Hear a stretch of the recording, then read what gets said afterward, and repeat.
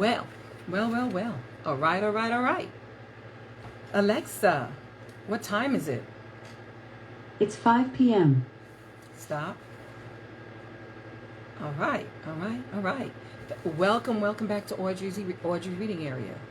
Today is Tuesday. So, does anybody remember what we do on Tuesdays? Yep. Educational Tuesdays. Yes, I do educational books on Educational Tuesdays. Thanks again for joining me here, and please don't forget to hit subscribe on YouTube. Go to YouTube and go to Audrey's Reading Area and just subscribe. All right. And don't forget, click like and click share. All right. Thank you guys. Now, the fun and exciting educational book that I have for you guys today is, we're talking about Board of Avon, the story of William Shakespeare. The story of William Shakespeare. Yes. The author has a note. It says, William Shakespeare is one of the most famous men who ever lived. Yet much of his life is a mystery to us. He did not keep a diary, and none of his personal letters has survived. We do not even know exactly when he was born, only the date on which his baptism was registered. We know a little about his parents, his wife, and his children. Besides his plays and poems, the only other documents we have are business transactions, court papers, and his will. Of course, we know a great deal about the times in which he lived. Of Queen Elizabeth and King James and the great men who admired and encouraged Shakespeare's work.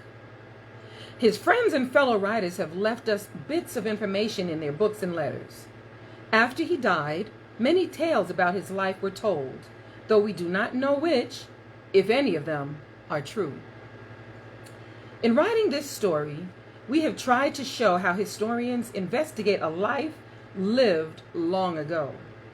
Like detectives, historians gather all the known facts together until a pattern begins to appear.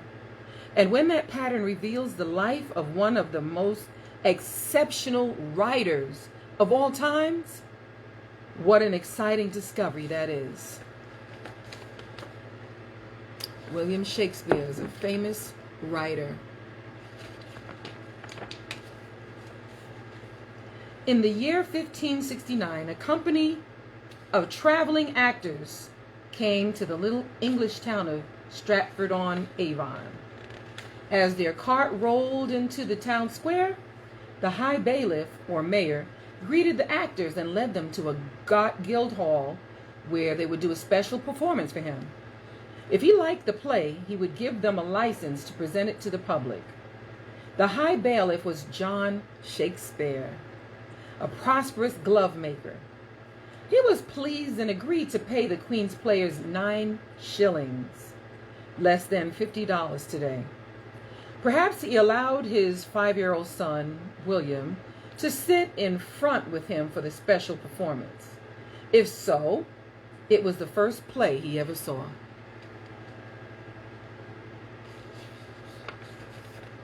The actors were given permission to perform, so they began to unload their cart. They set out trestles on the courtyard of an inn and laid long boards over them for a stage. They hung a curtain behind it as a backdrop and took out their costumes and props. Soon they were ready to entertain the good folk of Stratford. We don't know what play they performed. Perhaps they did Ralph Royster Mumblecrust, or it may have been a tragedy about some great hero, with lots of sword fighting and dramatic speeches. Doubtless, the people loved it and talked about it long afterward, for public entertainment was rare in those days. From then on, traveling players came to Stratford almost every year, and it was always a special event.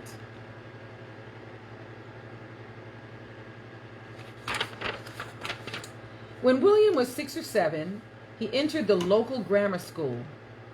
It was a good school for its day, and it was free. Though only boys could go, the schoolmaster taught the younger boys to read and write. In another part of the room, he led the older boys in the study of Latin and Greek. They memorized long passages of poetry in those languages.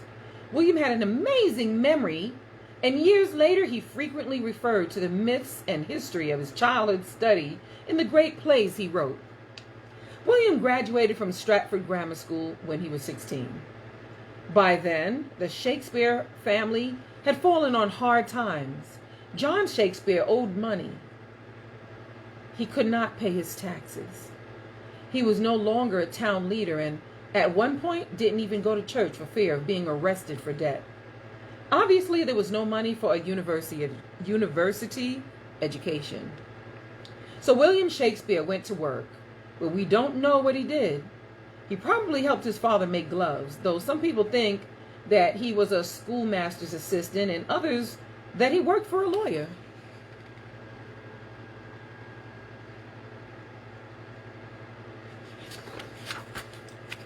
Now, once again, I am reading a Shakespeare book, Board of Avon, the story of William Shakespeare. Only one thing is certain. When William Shakespeare was 18 years old, he got married to Anne Hathaway, who was 26. John and Mary Shakespeare were probably against the marriage. First of all, the family was short of money, and the house of Henley Street must have been crowded and noisy enough already, for William had 3 brothers and 2 sisters, and the youngest of them was only 3. Even so, William brought his new wife to live with them. And when their daughter, Susanna, was born, 6 months later, there were 10 people in the house. Less than 2 years later, there were 12. When Anne gave birth to twins, Hamnet and Judith. Sometime after that, William left Stratford and went to London. No one knows when he left or under what circumstances. Anne, Susanna, and the twins stayed behind in Stratford. We assume that Will sent money to support them and came sometimes to visit. But he never took them to London to live with him, and he and Anne had no more children. It does not appear that they had a very happy marriage.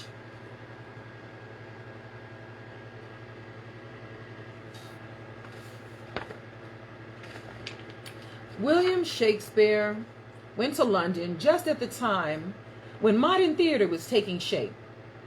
In 1576, when Shakespeare was still a schoolboy, an actor named James Burbage put up a building near London designed solely for the performance of plays. It was the first such building since the days of ancient Greece and Rome. He called it the theater, a name now used for all playhouses. The people of London loved to see plays, and James Burbage's theater was a smash success. Soon other playhouses were built. First the Curtain, then the Rose and the Swan. These new theaters were circular wooden buildings with an open courtyard in the middle, much like the inn yards in which plays were often performed. People could stand in the courtyard for a penny. They were all called groundlings, and they were known to drink too much beer and be quite noisy and rude if they didn't like the play. A wise playwright would throw in a joke every now and then to keep the groundlings happy. So if it was boring, people in the audience would start making jokes to make people laugh. That's the trip. Anyone willing to pay a bit more could sit in one of the 3 galleries, where we call that the VIP section, right? One of the 3 galleries where they had a roof to protect them from the sun or a sudden shower. Plays were only done in daylight and in nice weather, and there were no lights or heat. On the days when a play would be presented, a flag was flown from the tower of the theater, where people in the city could see it.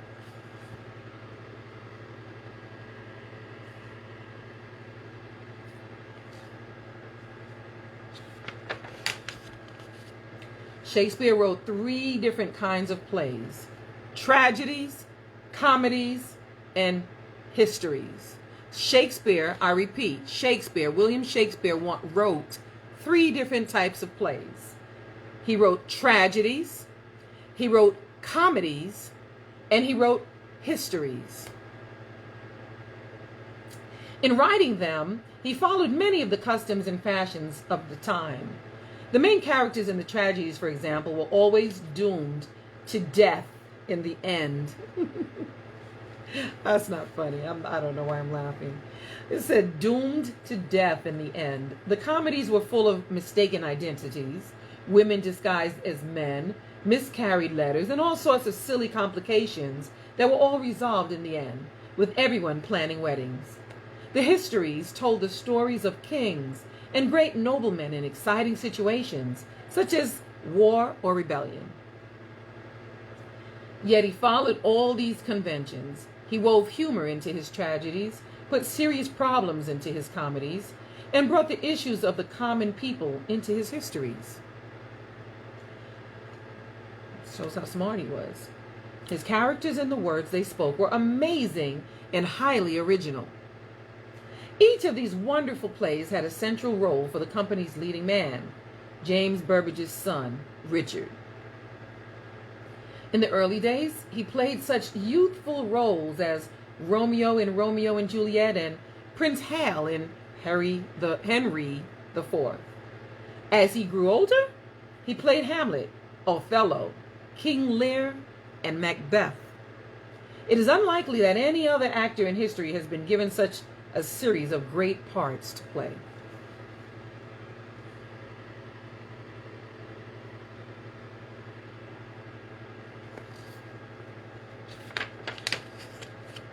Shakespeare's histories were very popular with the English people, partly because they were about English kings. Most historical plays at that time were about ancient civilizations such as those of Greece or Rome, while Shakespeare wrote two such plays, Julius Caesar and Antony and Cleopatra. Most of his histories were about the great and not so great kings of England, as well as heroes and villains, plots, murders, and battles out of England's history. In doing research for Henry IV, he read that the king's son, Prince Hal, had been very wild in his youth. And so, with this little hint from history, Shakespeare's wonderful imagination invented Sir John Falstaff, a fat and drunken knight who leads Prince Hal astray. Though Falstaff is a shameless liar, loud, cowardly, and crude, somehow Shakespeare makes us love him. Falstaff is the butt of many jokes, but they never get him down. Even in the tense battle scenes, he is there, a ridiculous figure clanking around in enormous armor, trying to avoid danger at all costs. The groundlings loved him, and so did everyone else. In fact, Queen Elizabeth asked Shakespeare to write another play about Falstaff, showing him love, and so he wrote The Merry Wives of Windsor, in which Falstaff writes love letters to two different ladies. By chance, the ladies discover what he's up to and decide to get even. The poor fellow winds up hidden in a basket of dirty laundry which is dumped in the Thames River.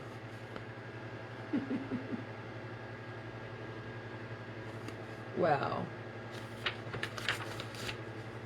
The role of Falstaff was probably first played by Will Kemp, the popular comedian. Many of Shakespeare's plays had a fool role for Kemp, usually some kind of country bumpkin. Judging by the parts Shakespeare wrote for him, his acting must have been very broad, verging on slapstick.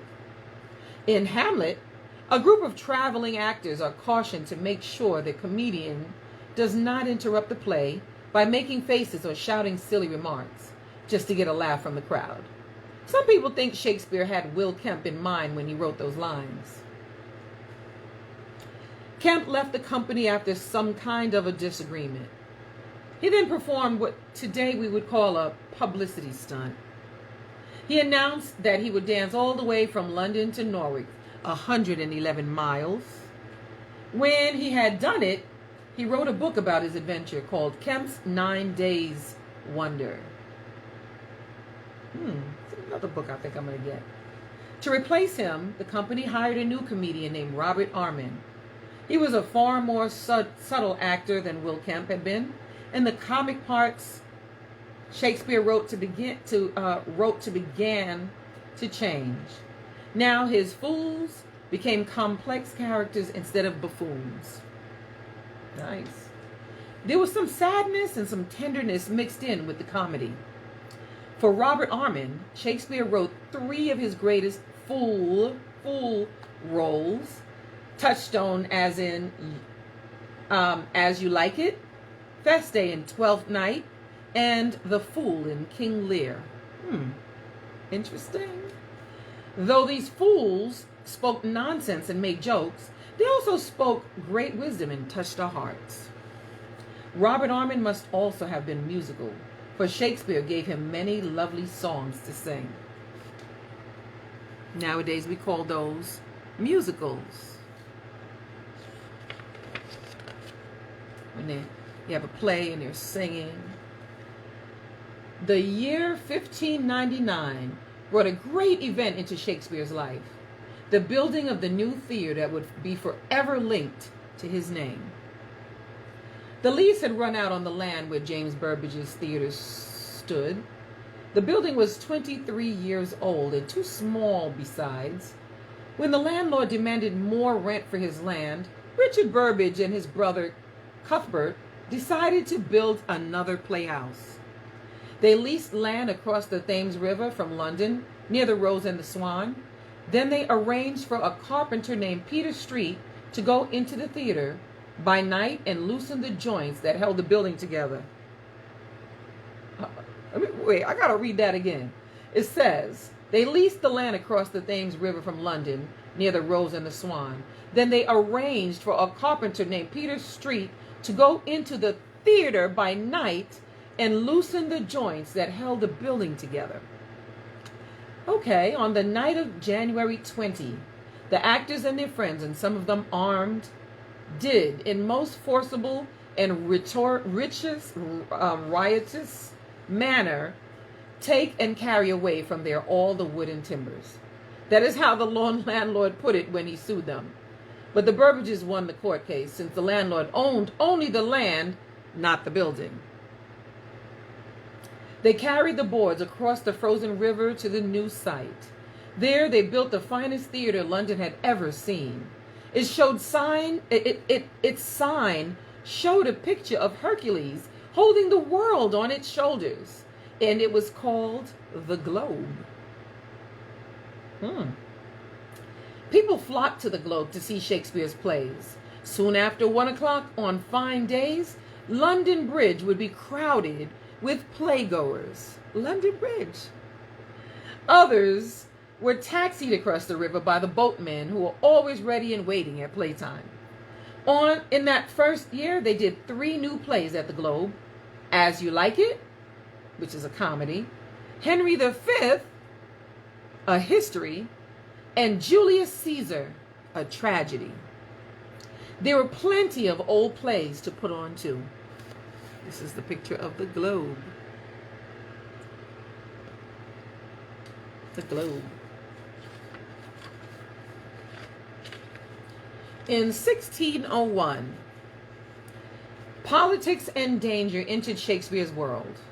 The events of that year seem to have touched him very deeply. This is what happened. The Earl of Essex was one of Queen Elizabeth's great favorites. He was a dashing young nobleman who was fond of adventure and battle and was said to be the most popular man in England. But his life had taken strange turns, and that year he decided to mount a rebellion and overthrow the Queen. Wow.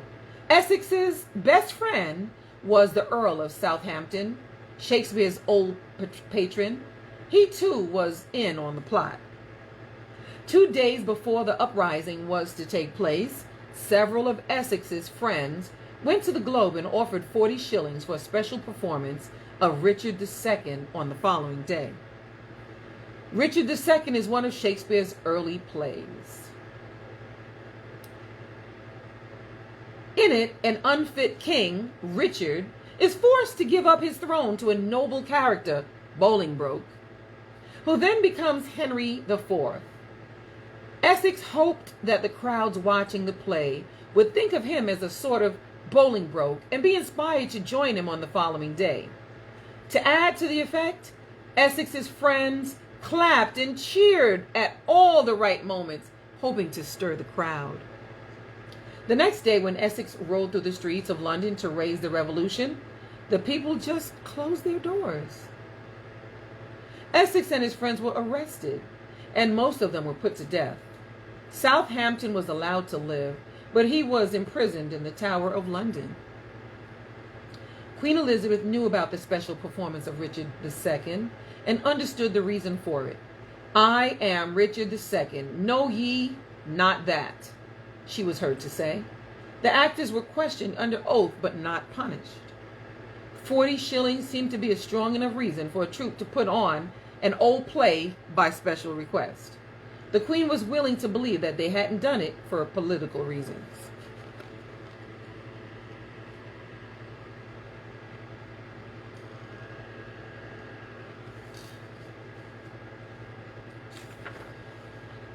During these years, a profound change seems to have come over Shakespeare, and we see it in the plays he wrote. Perhaps he was frightened by his close brush with danger. He must have been horrified to think that the dashing Essex was dead and his friend shut up in the tower. It was also during this period that Shakespeare's father died. Now, instead of happy romantic comedies, he began to create his great tragedies: Hamlet, Othello, King Lear, Macbeth, and Antony and Cleopatra. In each of these stories, a great man is brought to destruction and death. His fall is caused partly by forces of evil and partly by some flaw in the hero.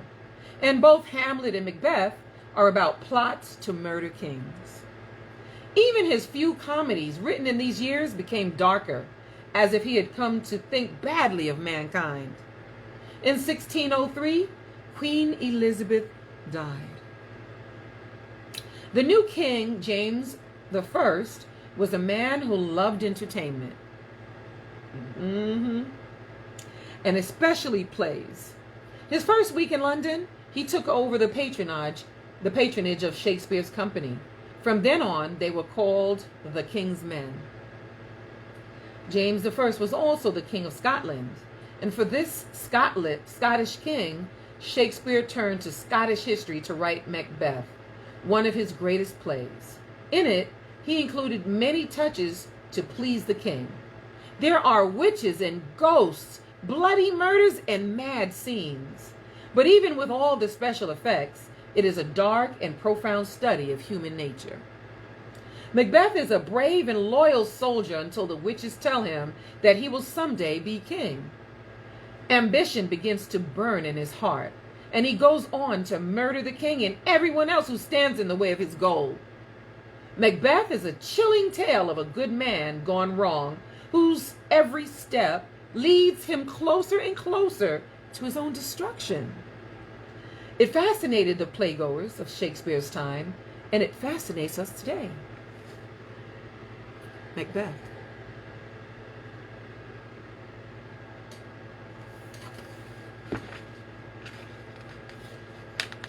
When Shakespeare was about 47, he left his busy life in London and retired to Stratford.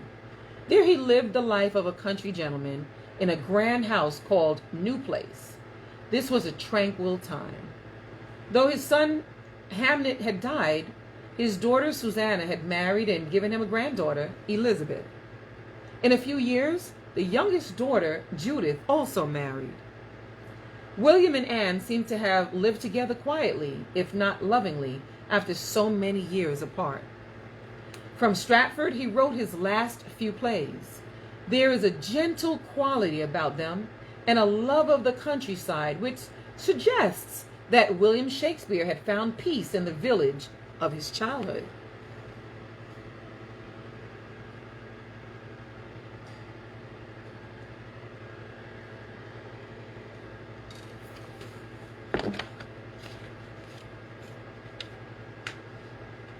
On July 29, 1613, the first performance of his play Henry VIII took place at the Globe Theater. In it, there is a scene where the king makes a grand entrance that is announced by firing a cannon. A spark accidentally set fire to the thatched roof, and within an hour, the famous Globe Theater had burned to the ground. No. No one was hurt, but one man's pants caught on fire and had to be put out with the aid of a bottle of beer. The king's men hurriedly rescued props, costumes, and papers from the burning building. Fortunately for us, Shakespeare's plays were among the things that they saved. Yeah. Wow. They saved Shakespeare's plays. The theater was soon rebuilt, but William Shakespeare would not write any more plays for it. He lived the rest of his life quietly in the country. Shakespeare's friends and admirers came to Stratford to see him. It was after a merry meeting with friends, including the playwright Ben Jonson, that he took sick with a fever. In March of 1614, he made his will. He left his money to the poor of Stratford and to his friends. To his sister and his daughters, he gave his land, houses, and belongings. To his wife, Anne, he willed only his second best bed. He's married to her, but he left her his second best bed. Historians have never quite known what to make of that, and neither do I. He died on April 23, 1616. Though we do not know the exact date of his birth, it is quite possible that he died on his 52nd birthday. On the wall above his tomb, in a sculpture of him, looking plump and middle-aged, writing with a quill pen, on the tomb are these lines: "Good friend, for Jesus' sake forbear to dig the dust enclosed here. Blessed be the man who spares these stones, and cursed be he who moves my bones."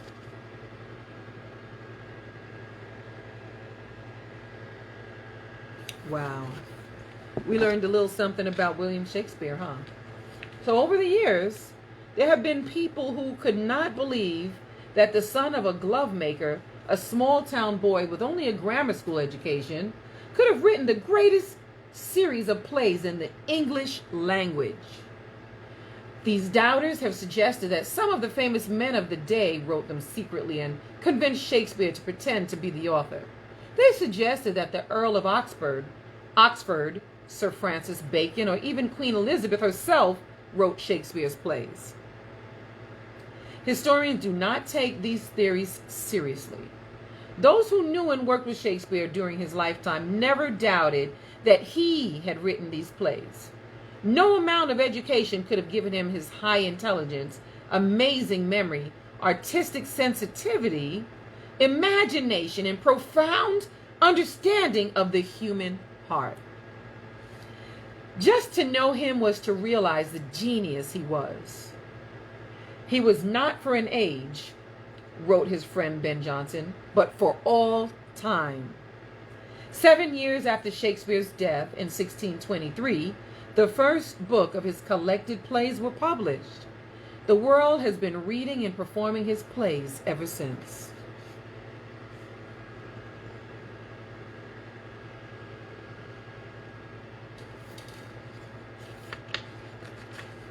The end. Wow, they have, that is the end of the story, but they have some notes in the back. It's called postscript. I'm going to read you a little bit of it. It says, every author wants to make sure that all the facts in the book are correct and that all the words are spelled right. But when writing a book about Shakespeare's spelling is not a simple matter. The reason why makes an interesting story in itself. So, since we don't have time to read this, I will show you the page and you guys can maybe zoom in and read it yourself and pause. These are words that talk about his books. Hopefully you can see it. And if you want to read it, you can just watch this video again on YouTube and hit pause. Well, all right. Board of Avon. Nobody knows exactly when or why William Shakespeare left his boyhood home. And that is so interesting. I didn't know all of these facts about William Shakespeare. And I'm so glad that I read this book to you guys today on this Educational Tuesday. Now, please hit like, please hit share, and please go to YouTube, and it's free. Go to YouTube and hit subscribe. Please, please, please. And thank you so much. I will see you again tomorrow live. That's live, L-I-V-E. Live at 5 tomorrow here at Audrey's Reading Area. See you soon.